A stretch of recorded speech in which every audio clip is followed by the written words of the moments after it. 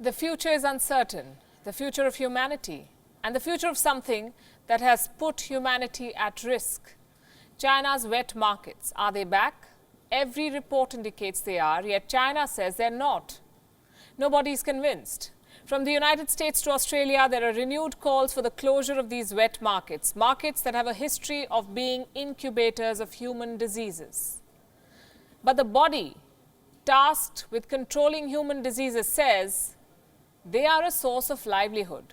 The World Health Organization, its Director General, the man of one-word virtues, Dr. Tedros, thinks these markets should be allowed to reopen. Listen to this.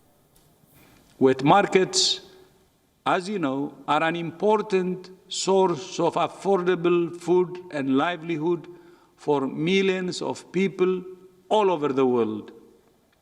But in many places, they have been poorly regulated and poorly maintained. WHO's position is that when these markets are allowed to reopen, it should only be on the condition that they conform to stringent food safety and hygiene standards. You heard what he said? In some places, they are poorly maintained. Well, I have two examples. Wet markets in the Yunnan province, the source of the SARS virus back in 2003, and wet markets in Wuhan, the source of the coronavirus, most likely. Both are in China. The WHO chief will not tell you this. He tends to be selective. The Chinese regime won't accept these markets as the source of this virus. In fact, it has gone one step further. China says these markets never existed. According to Geng Shuang, China's foreign ministry spokesperson, there is no such thing as a wet market. You've got to hear this. Now, first of all, I want to point out that there is no such thing as a wildlife wet market in China. In fact, there is no such thing as a wet market in China. Farmer markets and live poultry and seafood markets are more common. These markets sell fresh meat, fish, vegetables, seafood, and other sideline products.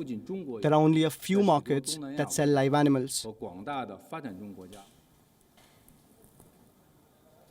There is no such thing as a wet market. Very well. Then let me show him something. These images from the 17th of April, they are from Shanghai. They were shot just last week by a travel vlogger who claims that 94% of China's wet markets have reopened. I want to repeat them. 94% of China's wet markets have reopened. Now they're debating the semantics. And we are told that wet markets are like any other markets that sell fresh produce. That the term wet refers to the fact that perishables are being sold at these markets, not necessarily wildlife. China says that hundreds of such wet markets exist in South Asia. I'll have to agree they do. Wet markets have existed for several years in these parts, and not all of them sell exotic meat. But in China, they do. And by all indications, they still are doing. We've done extensive reports on this. China has done little to ensure that there is no wildlife trade. The Chinese Agriculture Ministry passed a draft. It only exempted dogs from human consumption. Most wildlife was approved as farm-raised species. The wildlife traders considered them species approved for slaughter. China has deliberately left these loopholes to keep business at these wet markets going. They may be an affordable source of food, but the world cannot afford the diseases they produce.